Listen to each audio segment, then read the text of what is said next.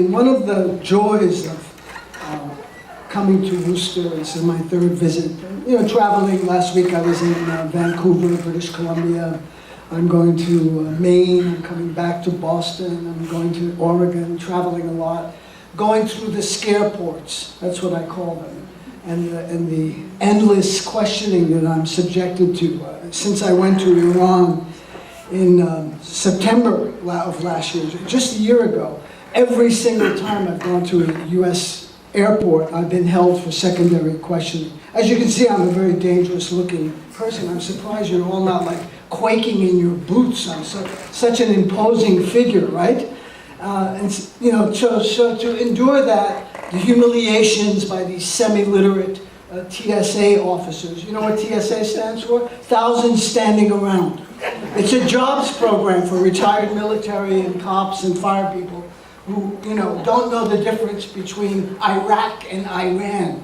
You know, it seems almost to be a qualification not to know geography or any other foreign language, you know, to get one of those jobs. So I go through all that BS to meet people like Henry, to meet you, to connect, because that's what gives me energy. People then see the, you know, the face behind the voice, or the voice behind the face. And that is incredibly enriching and something I enjoy doing. But the rest of it is just awful. I mean, air travel in the United States, I mean, you feel like you're in a cattle car anyway, the way they're packing you in like sardines. But that's, you know, and that's getting worse because of deregulation, which started with the airlines in the 1980s under that great emancipator and great communicator, Ronald Reagan, whose very first act as president was to smash a labor union, the air traffic controllers. And what did our great AFL-CIO do under Lane Kirkland? Absolutely silent. There was no solidarity for those 12,000 air traffic controllers who lost their jobs because Reagan fired them. What was Lane Kirkland worried about? Workers in Poland. With Lech Walesa and the Solidarity Movement, some of you are old enough maybe to remember that. That was his big focus because he was a fanatical anti-communist. Anyway, that's not the title of my subject of my talk, but it's wonderful to see you all here. And let's start with a little Armenian lesson. You can all do it. It's the word for hello, and it's called parev, P-A-R-E-V, parev. Good to see you. Thank you for coming. And thanks for organizing this, Henry. And I see there might be a couple of people in the audience who remember a class called penmanship. Do any of you remember? No, it's a very obscure art.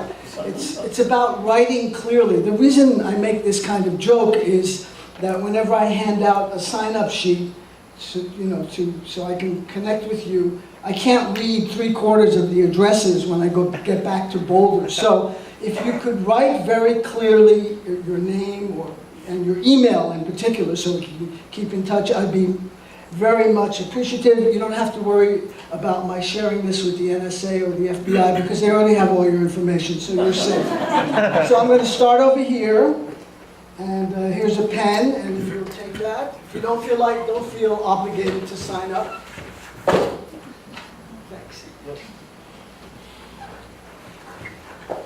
Well, I'm going to talk about a number of issues this evening. Next year will be the 70th anniversary of the Universal Declaration of Human Rights, the UNHR, which is the foundation of international moral law, which incidentally was flouted and flaunted today by President Trump at the UN when he violated international law, which prohibits not just the use of force, but the threat of force. He used the sentence, "destroy North Korea." He also he called Iran a rogue nation. Now, Iran, let me talk a little bit about Iran, and then sort of counterpose that with Saudi Arabia, because it's an interesting kind of experiment, and you don't have to have a PhD from Harvard in international relations to figure this stuff out, by the way. One of the things that the power structure likes to inculcate in the population is that you need specialized training to understand what's going on in the world. You don't. You need common sense. You just need to have a memory.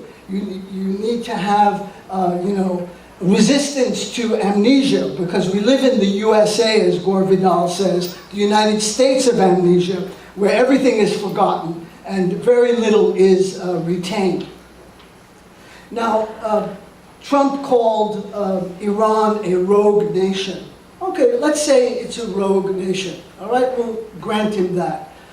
Is not the United States a rogue nation? When it bombs multiple countries, invades and occupies multiple countries, all in violation of international law. It's like no big secret. But international law and the UN Declaration of Human Rights is applied selectively. It's like a political football. And for any law to have not just validity, but moral strength and influence, it has to be applied selectively, not just to your designated enemies.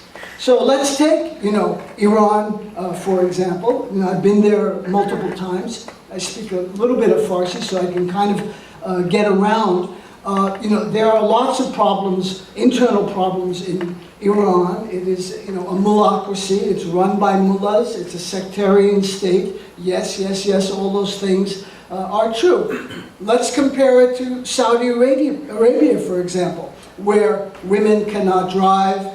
They have very few legal rights, no rights of custody and divorce proceedings, owning property, things like that, are not available to Saudi women. I make a joke sometimes, a bad joke, that if a Saudi woman went to bed tonight in Riyadh or in some other city in Saudi Arabia and woke up tomorrow in Iran, she thinks she'd be in heaven. It's comparative, because she would have rights in Iran. She could drive a car. She could easily get education. She could own property. She could get a divorce. She could get custody of children in a divorce case. So, and Saudi Arabia has, kind of positioned itself. Isn't it ironic that the first country that Trump visited was Saudi Arabia, which is a kleptocracy? It's not really a country like these other Gulf monarchies, the United Arab Emirates and Kuwait. These are family-run businesses. Think of Walmart, and then you should think of Saudi Arabia and these other Gulf monarchies that we so warmly embrace. The Walmarts are run as a privately owned company run by the Walton family. And Saudi Arabia is a privately run country run by the Saud family. And the same thing in Kuwait with the Sabah family, the same thing in the Emirates with all their little, sheikhs and emirs running the show in those countries. Now, Saudi Arabia is the country, of course, which brought us, to some extent, I'm not going to say directly, but Saudi Arabia is a quixotic ally of the United States, to say the least. Now, what do I mean by that? 15 of the 19 9/11 hijackers were from Saudi Arabia. So we had another enlightened president at that time. It's hard to keep up with the geniuses the political system keeps generating. George W. Bush, a couple people remember who he is. Did he attack Saudi Arabia? No, he attacked Afghanistan. There wasn't a single Afghan involved in 9/11. These were, it was largely a Saudi-run operation. And the other thing Bush did at that time, just a few days after the 9/11 attack, do any of you remember this? He flew out 150 members of the Saudi royal family who were in the United States at the time for their own protection, because there might have been a backlash against them. Extraordinary. And, there were jokes. They were smoking cigars with the Saudi ambassador in the White House, and they were calling him Bin Bush. Bin Bandar was his name at the time. Saudi Arabia has supported extremist jihadi groups from Pakistan to Syria. In the 1980s, it bankrolled the Mujahideen. These were Reagan's freedom fighters. Do you remember that? He invited them to the White House. These were wonderful members of Afghan society, homicidal maniacs, drug traffickers, warlords, sectarian fanatics, etc. He called them freedom fighters and armed them to the teeth. Who did the Mujahideen evolve into? The Taliban. What did the Taliban evolve into? Al-Qaeda. What did Al-Qaeda evolve into? ISIS. And you have one group proliferating after another, feeding off the previous group. So these kind of unholy alliances have enormous consequences. There's a term in CIA speak called blowback. It means the unintended consequences of US foreign policy. So that wasn't necessarily by supporting the Afghan Mujahideen against the Soviets in the 1980s in Afghanistan. It wasn't necessarily the intention that they should turn into the Taliban and Al-Qaeda and these other radical Islamic fundamentalist groups, but that's in fact what happened, blowback. Then when the Taliban took power in Afghanistan, ending the civil war there, one of the first countries, actually only 3 countries in the world recognized the Taliban regime in Kabul. And again, liberal democracies, Pakistan, Saudi Arabia, and the United Arab Emirates. Those are the only 3 countries to recognize the Taliban. Torture, hangings, and an atrocious human rights record has required Washington to engage in a kind of intellectual jujitsu to explain its alliance with Riyadh, with Saudi Arabia. It's a feudal and closed system. And do you think the US would have this relation with, this is a rhetorical question, with Saudi Arabia if their principal export were broccoli? That's a tough question. Doesn't require a yes or no answer. Maybe I'll give you a multiple choice. What if they had just figs or dates or olives, which is so widely found in the Middle East?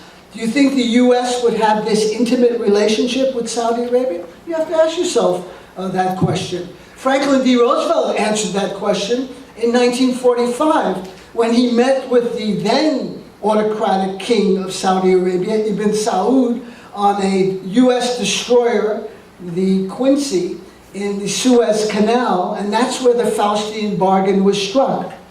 FDR told Ibn Saud, "We want your oil, by the way, and keep the British and the French out of your oil fields. We want it all for ourselves."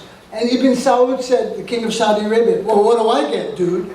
And FDR said, this is just 2 months before FDR died, by the way, mid-February 1945. He died on April 12th, and he was flying home from Yalta, where he had just met with Stalin and with Churchill.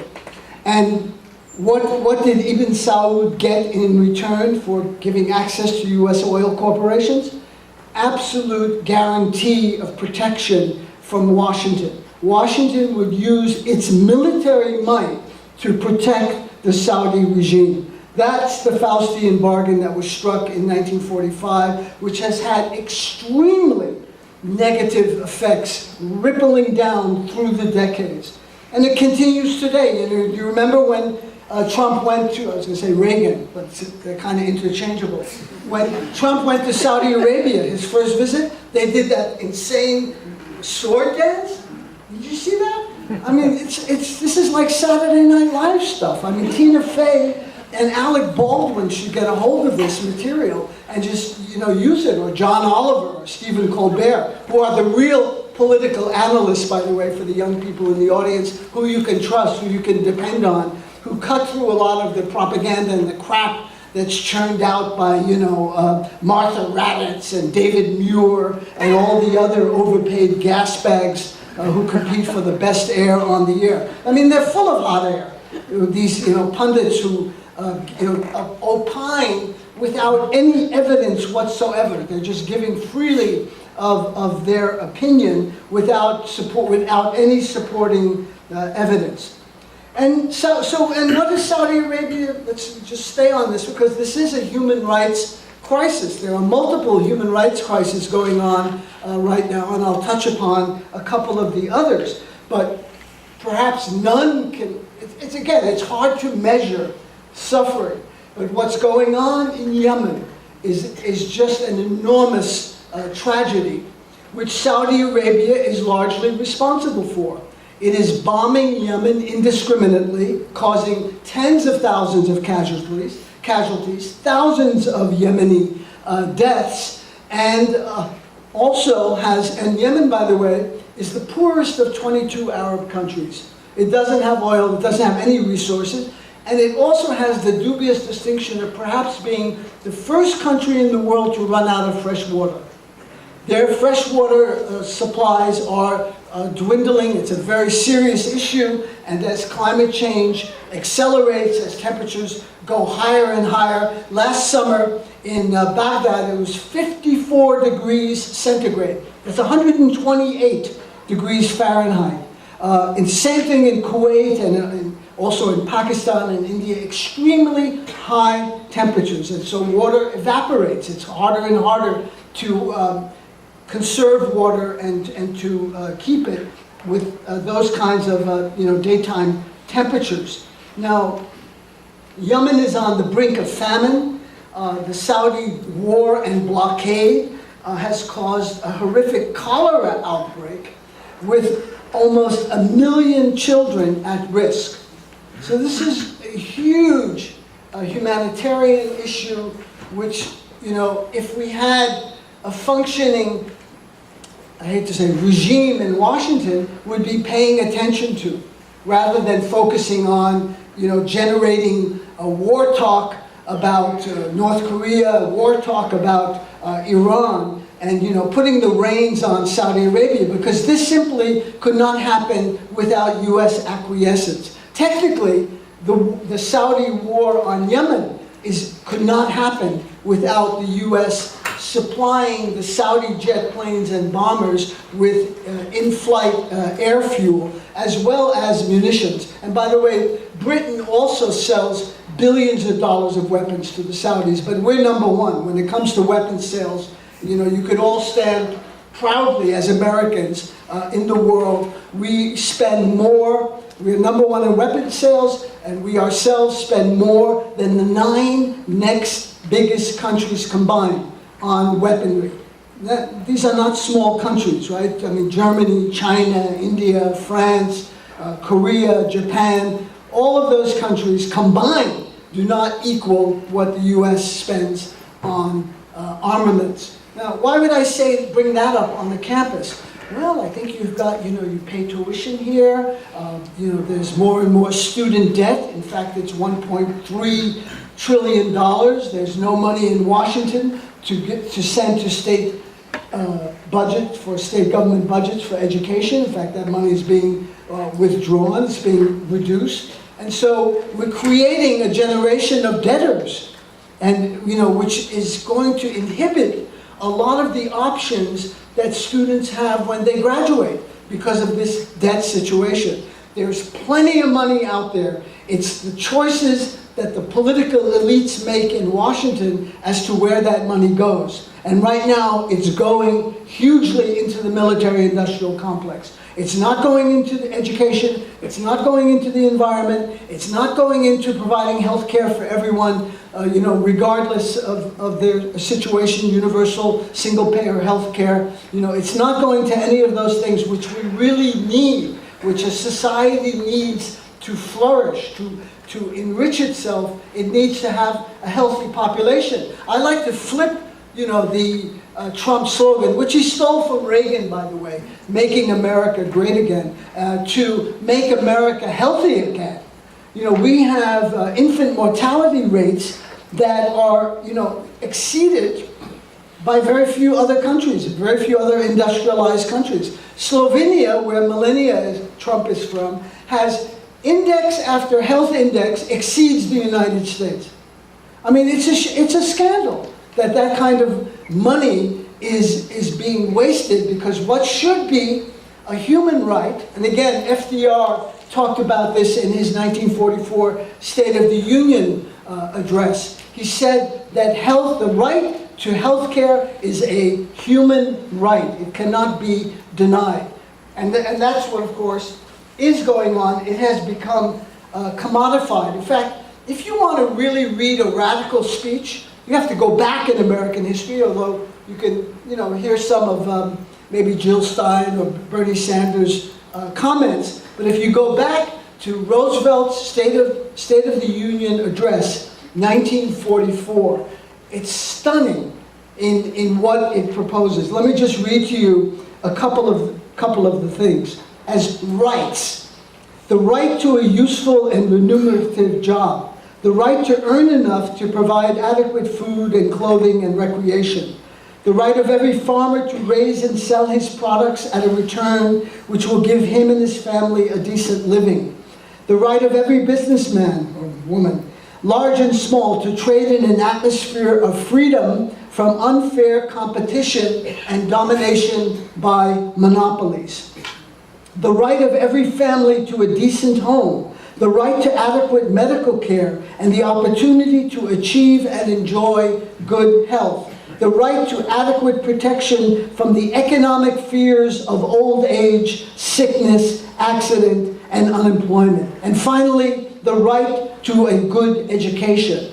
These are rights that we should be articulating and demanding from the political class that controls the country. And yes, it is their country. We live here. But if you want to know who owns America and who runs the show, it's not esoteric information. Just pick up any copy of the Fortune 500 or the Forbes 400, and you'll have the list of the largest corporations that dominate the economy. Many of them, incidentally, not just military-industrial complex like Lockheed Martin, Raytheon, United Technologies, Sikorsky, Northrop Grumman, and others, but also all of the petrochemical companies are in the top tier, as well as the pharmaceutical companies. So maybe some of you, yourselves, or your parents or grandparents are getting gouged by these outrageous prices for drugs, for prescription drugs, which is, drives many Americans to go to Mexico or to Canada to buy drugs because the prices are much lower there. I was just in, as I said, in Vancouver about a week ago, and a lot of Americans go to British Columbia, up from Washington and Oregon, to buy their drugs and save huge amounts of money. Why are drugs so expensive? You have to ask yourself that. I mean, these are not luxury items, okay? So this is not about getting an ear enhancement or some kind of body art. It's something, it's not elective, it's absolutely required and mandatory if you're going to have good health. But the pharmaceutical companies, and again, it's just a handful, Pfizer, Eli Lilly, GlaxoSmithKline, and just one or two others, like in every sector of our economy, there's monopoly control. The military sector, the pharmaceutical sector, agriculture, food, tremendous concentration of wealth and corporate power. And so these drugs, by the way, are paid for, developed at the National Institutes of Health. How many of you have heard of that? It's in fact owned by us, we the people. It's public property. It's where the best scientists, or many of the best scientists, create cures, develop medicines, develop vaccines, which then, at public cost, because it's something we need, but then something very mysterious happens. All of these developments, all of these new cures and new drugs find their way into the private sector, almost by magic. And they then turn around and gouge us and gouge your parents and grandparents for these, with these outrageous prices. If we had a responsive political system that would listen to the demands of the people, not slogans like lock her up, or build the wall, and make America great again, that's just fuel for the crowds that turn out that want red meat. These are not policies. These are Nuremberg electronic rallies that Goebbels and Hitler would have admired for how they are orchestrated.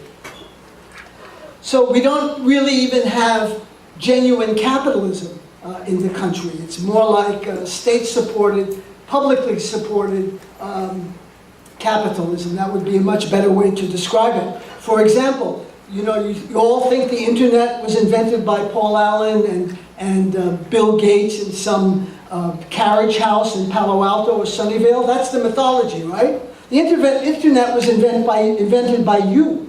We invented the internet at the Pentagon, doing research there over the years, and then turning it over to the private sector. If you look at avionics, the same kind of things, the radar, all developed at public expense and then handed over to private capital, who then charge us an arm and a leg for inventions and technologies that we have already paid for. I mean, the irony is just dripping, yet very few talk about it in any realistic way. Now, coming back to human rights and the situation in Yemen, which is a huge disaster, largely perpetrated by our ally, Saudi Arabia, but enabled by the US tremendously and Britain to a lesser extent. The new mantra for violating human rights is to say you're fighting terrorism. That's your permanent get-out-of-jail pass. As soon as you say you're fighting terrorism, oh, I see, that's what it's about. We're with you, brother.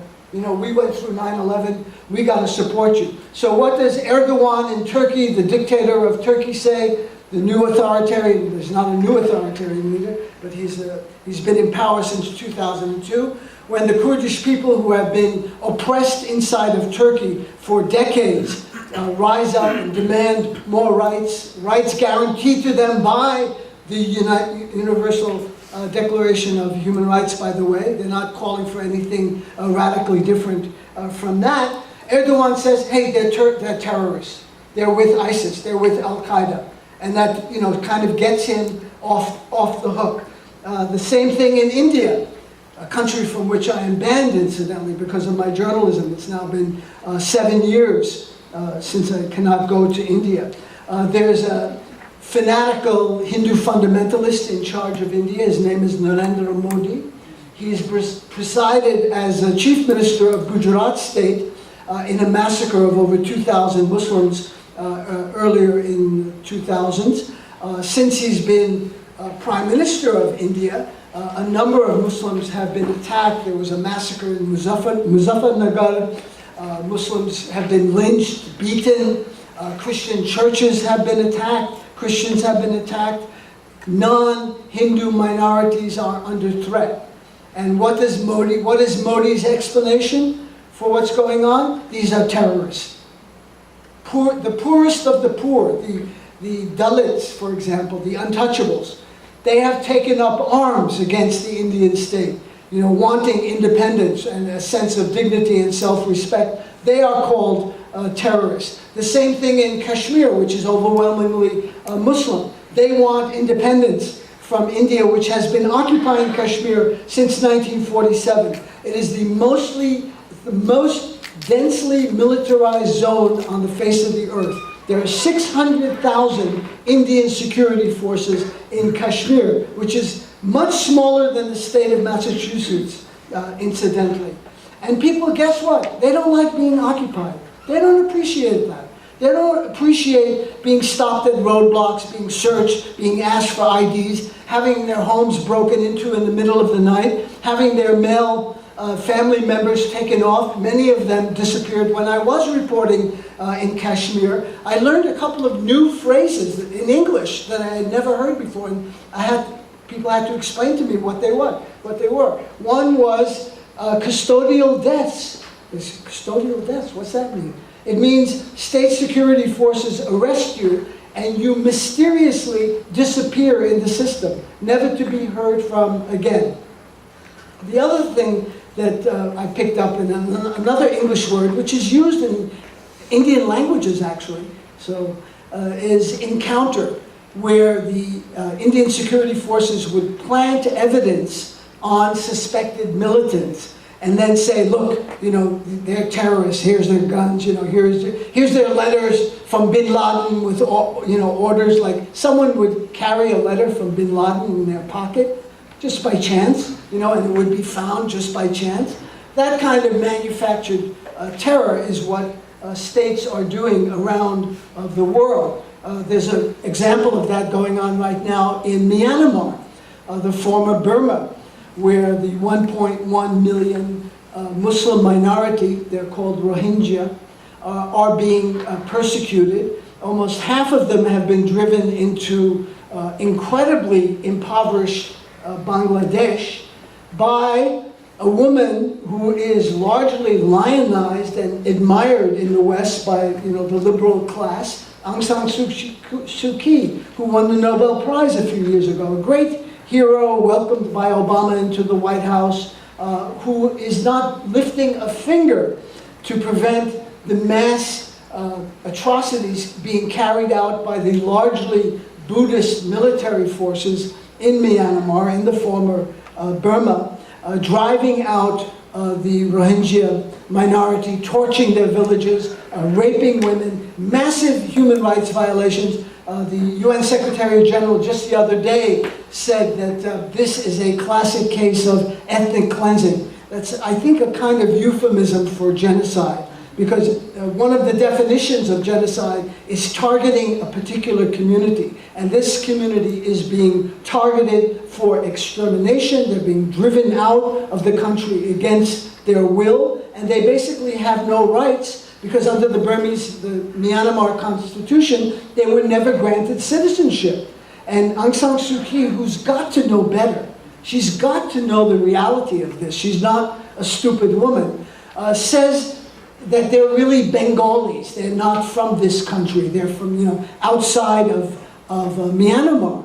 Well, the evidence is that they've been living in Myanmar, the former Burma, for over a millennium. For over 1,000 years, there has been a Rohingya presence in Western Myanmar. So that, you know, is something that's going on right now. That is, it's not as easy for the U.S. to do much because we don't have a lot of economic leverage, but we still have, hard to believe, a little bit, a modicum of moral authority. And if the President or the Secretary of State were to make comments, it would have an effect on, I think, international opinion. But why is there so much silence about Myanmar around the world in the face of these clear human rights violations? Well, one can only speculate, but guess what? Myanmar has that precious commodity that is so sought after. I'll give you a hint. It's 3 letters. The first letter is O. The third letter is L. So again, if you think they just had, you know, cranberries and raisins, there might not be a lot of interest in Myanmar. But they do have large deposits of oil and natural gas, and that may be influencing the policy or lack of policy, lack of response to what is obviously a major human rights catastrophe. So as I said, if international law, if human rights is to have any validity, if it's to have any moral standing, it cannot be applied selectively. It must be applied universally, and we have to apply it to ourselves when it is required. Now let's move on to a less controversial subject, which is Israel and the occupied territories. I'm sure here in Massachusetts it's widely debated and discussed. We are now, you know, this is the time of anniversaries. 2015 marked the 100th anniversary of the first genocide of the 20th century, the Turkish genocide of the Armenian population. 2016 marked one of the most duplicitous and treacherous treaties ever signed. And I know, and the bar is very high when I say this. between the British and the French to divide the Middle East. It's called the Sykes-Picot Agreement. That's where the lines were drawn in the sand. That's where a lot of the conflict that is occurring in the Middle East today was embedded because of the creation of artificial states and divide and rule policies. That was 2016. And 2017 is the centenary of the Balfour Declaration. How many of you have heard of the Balfour Declaration? It was the enabling document for Zionism to create the State of Israel. The British Foreign Office, as you say, Lord Arthur Balfour, who was the Foreign Secretary, wrote a letter to Lord Rothstein of London, a major banker, saying that His Majesty's government looks with favor on the creation of a Jewish homeland in Palestine. And there was a little codicil after that, which is largely ignored, provided that the indigenous inhabitants are not discriminated against, that do not suffer as a result of this. And the Zionists took the Balfour Declaration and used that as its raison d'etre. It went into the League of Nations Charter, and that's something that they constantly refer to justify their legitimacy, to create a state, a homeland for the Jewish people. I mean, there was a couple of problems with this Balfour Declaration. First of all, there was a large indigenous population, fully close to 1 million, with just several thousand Jewish people living in what was then Palestine. Many of them actually who had been in the region for centuries there. They had really been integrated into the Middle East. The other problem was that the British were signing over, the deed to a house they didn't own, that they didn't, that they physically controlled militarily, but had no legal right to do what they did. Well, that's, 2017. Today, we are in the 50th year of the longest occupation in modern times, the Israeli military occupation of Palestinian territory. 50 years have passed since Israel's victory in the Six-Day War, resulting in the longest military occupation, as I said. And on the ground, there's been a radical shift in demographics because of the settlements. What began as a few scattered outposts has now mushroomed into vast subdivisions and cities with Jewish-only road networks connecting them, making it difficult for Palestinians to travel. Have any of you been to the West Bank, to that part of, one or two people? Well, you have to go to see it to believe it and to understand what's going on.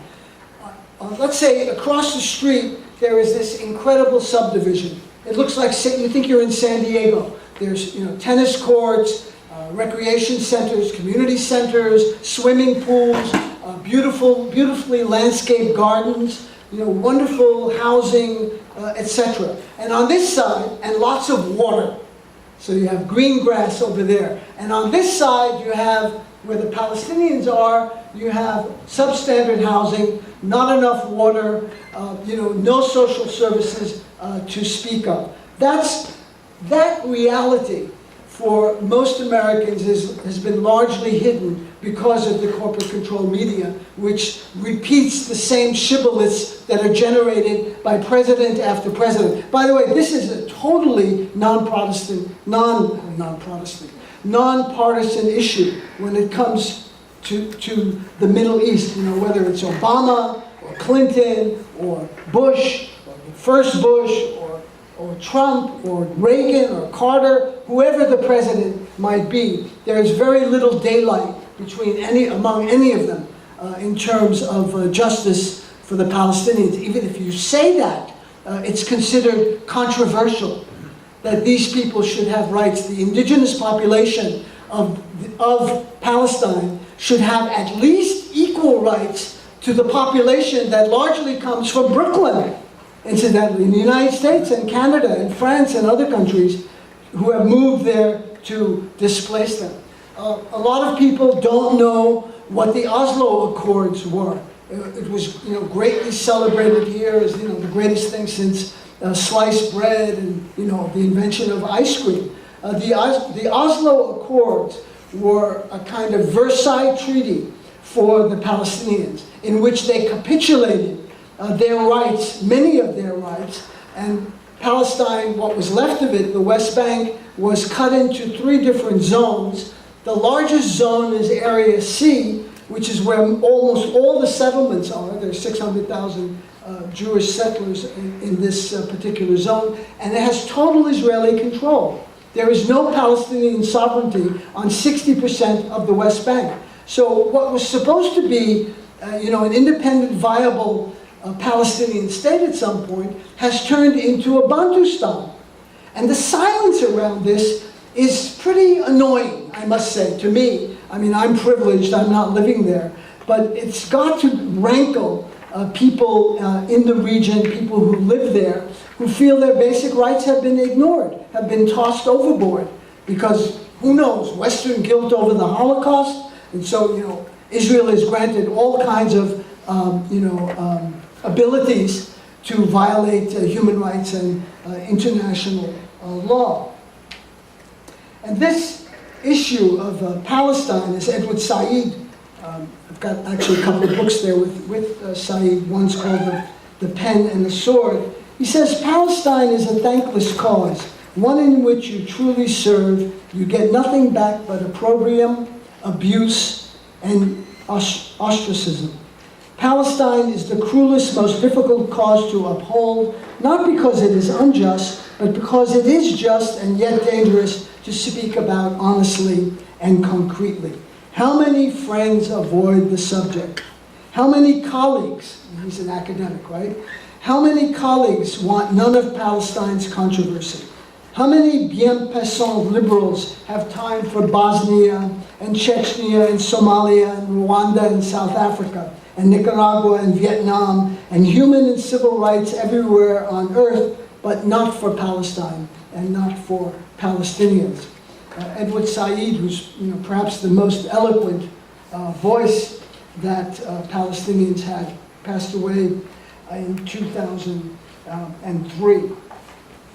I think, to talk about human rights, we also have to talk about another very unpleasant subject that is not, raised in polite discourse. You won't hear it on National Public Radio or the Charlie Rose Show or the NewsHour on PBS or any of the other, kind of elite outlets that are out there, nor in the New York Times or the Washington Post, and certainly not in the Boston Globe. And that's the issue of U.S. imperialism.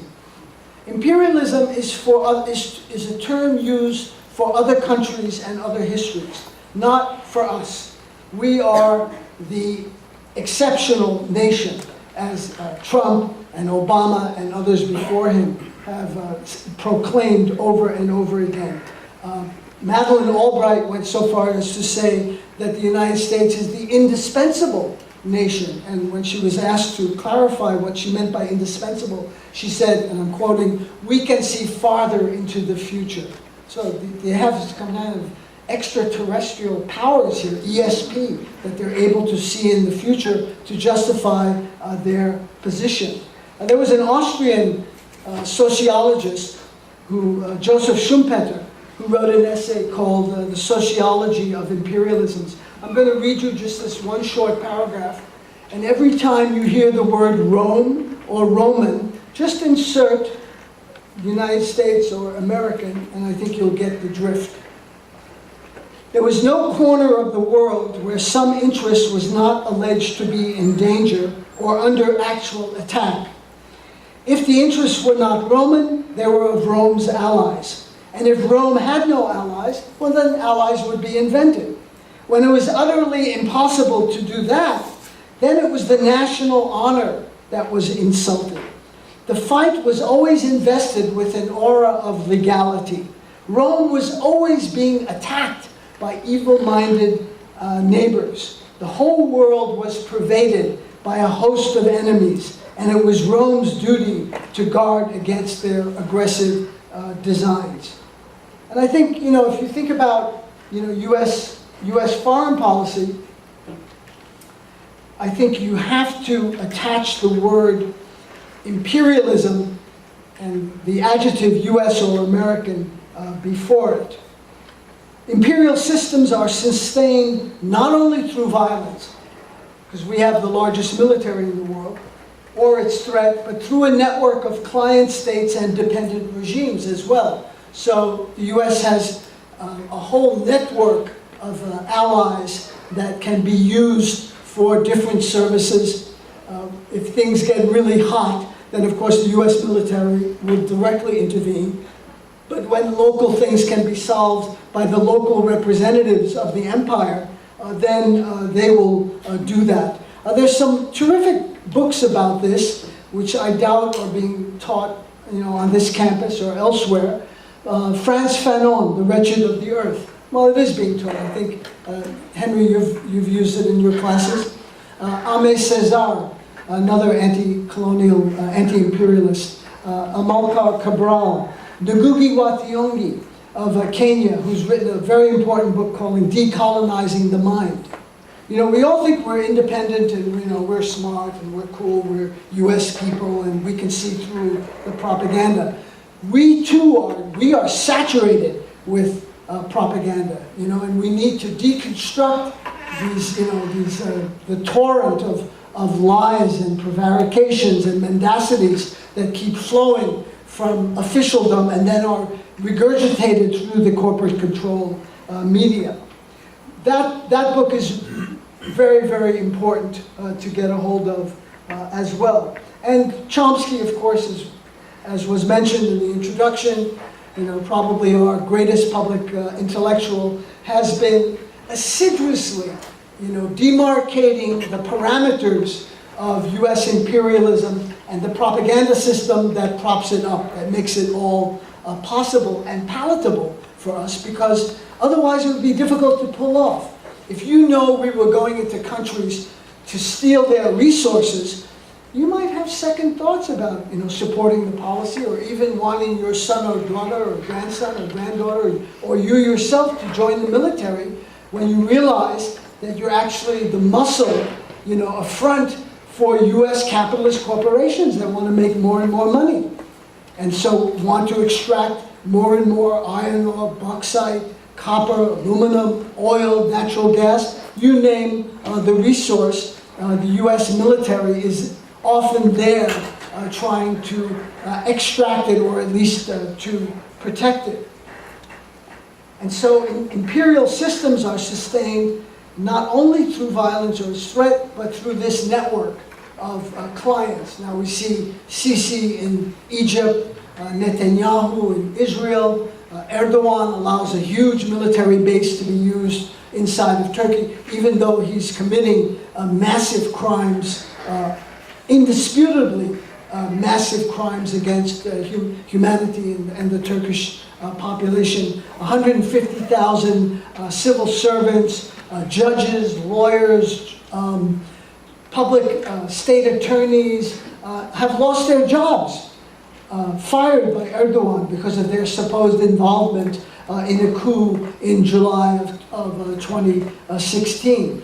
Fully 10 to 20,000 have been imprisoned, are under arrest. Journalists have been arrested, assaulted, assassinated. Even before the current wave, you may have heard of the prominent Turkish-Armenian journalist Hrant Dink, who was murdered in front of his office in downtown Istanbul in broad daylight, because he had the temerity and the audacity to say that the Turkish state should acknowledge its crimes against the Armenian people. So this is still, I think, a burning issue in Turkey. And I know Henry in his introduction said, maybe I should talk a little bit about my background and how I got involved. Well, I must say that the genocide of the Armenians cast a huge shadow over me, and I think made me what I am today, whatever that might be. An independent journalist, a rabble-rouser, an anti-establishment person. Yes, I own up to all of those things, because this thing was, I grew up in the first generation after the genocide, so I was surrounded by survivors, including the few family members that the Turks did not kill. I was growing up in New York in the 1950s. And, you know, I would ask questions. I'd be curious, you know, how come I don't have any grandparents? You know, how come I don't have any aunts and uncles? How come there are so few cousins? You know, what happened? Oh, you know, we don't want to talk about that. There was a great reluctance to open up those wounds, which were so acute and so painful. But I was persistent, and those were the very first interviews I ever did were with survivors. And believe me, they were the hardest interviews I've ever done. I mean, interviewing Noam Chomsky is a walk in the park, or Edward Said, or Tariq Ali, or Arundhati Roy, or Howard Zinn, or any of the people that, you know, I deal with today.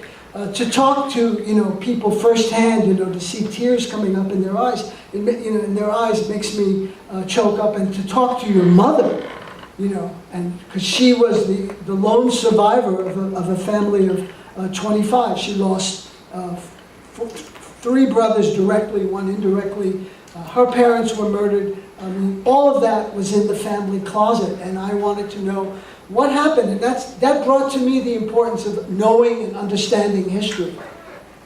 Why things happen, what explains these kinds of what seem to be hysterical and fanatical outbursts of hatred resulting in, you know, mass deaths and mass sufferings, as occurred on this continent. You know, I read a comment, I think it was in the New York Times, it was kind of in praise of Germany for a country, if I can get the right language, acknowledging its historic crimes. You know, we haven't acknowledged the historic crimes committed in this country by the European settlers.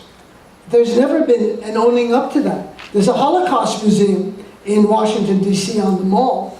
But the U.S. had very little to do with the Holocaust, except deny Jewish refugees access to the United States. But there is no museum for African Americans. There is no museum for Native Americans. I think that's actually changing now. There is a movement in that direction. But we have not acknowledged our historical crimes, and I think it makes it difficult to move forward when you don't know your past. And the past dictates the present, and the present influences the future. George Orwell said something comparable to that in 1984. And the lack of acknowledgement of what's happened, the suffering that was inflicted on various groups, but particularly Native Americans, who were the target of extermination. They were called savage beasts in the Declaration of Independence. George Washington compared them to wolves and wild animals. You know, these are the founding fathers, right, that we're all supposed to venerate. They too were, you know, deeply flawed. Slave owners, of course, and rapists. You know, many of the children of Jefferson were as a result of Jefferson raping the slaves. So to understand where we are, we have to know where we've been. And to understand where we're going, we have to understand where we are today. And I think, you know, a media system and an educational system provides you with those tools, or ideally should provide you with tools to deconstruct arguments, to understand and decode propaganda, and to, you know, break down and parse the different kind of arguments that are made. That would be, to me, one of the most valuable things I could possibly learn in an educational system, which I barely got through, by the way. And I say this for the young people in the audience, maybe as an encouragement.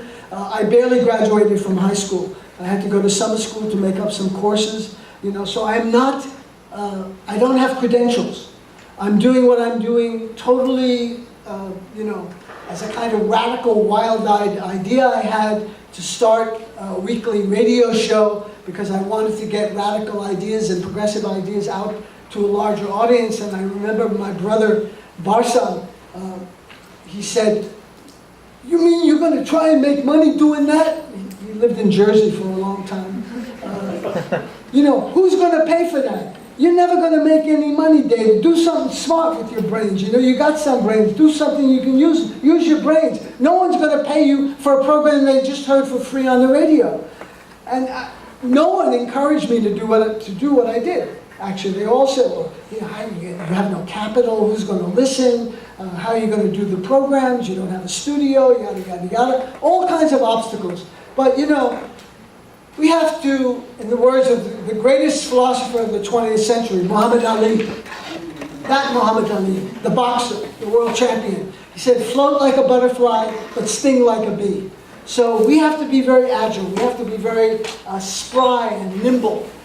But we also have to have a little bite there, in case someone tries to intrude on your particular space. So floating like a butterfly, stinging like a bee. I started alternative radio, and it's now on 260 stations around the world. I hope you'll tune in on Wednesdays here in Worcester at WCUW, Wednesdays from noon to 1. They're free podcasts. There's some free videos. Just go to my website, alternativeradio.org. There's a couple of catalogs left here. And now comes one of the most difficult parts of any of my presentations, because usually I'm very critical of capitalism, but then I resort to capitalist kind of techniques of salesmanship. And I've brought a set of 5 CDs of 5 of the latest programs that I've just produced. Noam Chomsky on neoliberalism, Max Blumenthal on Palestine, 50 years of occupation, Chris Hedges, who's probably the best journalist in the country today, stopping fascism, Vandana Shiva, great Indian activist and physicist on eco-social justice and global feminism, and Richard Wolff, who's I think the best economist on explaining leftist economics, Marxist economics. So there's 5 one-hour programs for $25. If you ordered them from Boulder, it would be $80. So that's the bargain. The books are over there. I've got 4 or 5 copies left. I'd love to, sign them for you. I'm going to conclude. That's an applause line, folks. Finally, I've been waiting. I've been waiting too. Well, let me quote from one of my heroes and someone who's influenced me tremendously, the Boston University history professor Howard Zinn, whose book, A People's History of the United States, really broke ground into uncovering the hidden past of this country. And don't get me wrong, I mean, there's lots of things to celebrate, and I do celebrate them in the United States, including, rock and roll and Allen Ginsberg and the mountains and the rivers and, all the great things, poetry, music, theater, dance, that we have in the country. But there is a history there, and Zinn went to the original sources and uncovered a lot of stuff. His work now has been followed up by Roxanne Dunbar Ortiz, a wonderful Native American historian who's is writing about history through the eyes of the Native American experience. Anyway, Howard Zinn said, "The history of social change is the history of millions of actions, small and large." Millions of actions, small and large. One of the ways they keep us in line and keep us boxed in, saying, is to convince you that, you really should worry about the latest episode of Game of Thrones and make sure you don't miss it. Or, what's happening with Angelina Jolie, and would she get back together with Brad Pitt? Really, what was at the center of that divorce? And then, of course, as an Armenian, how could I not mention the deplorable Kardashian family, which dominates the airwaves? Or all of these housewife programs on TV, Malibu Housewives, Hampton Housewives, Atlanta, New York. Have any of you watched any of these? It's all about getting your hair right, getting the right contact lenses, getting the right figure and the right diet and this and that. They've never had a program like Housewives of Aleppo. Now, wouldn't that be interesting? Yeah. That might make us a little uncomfortable, right?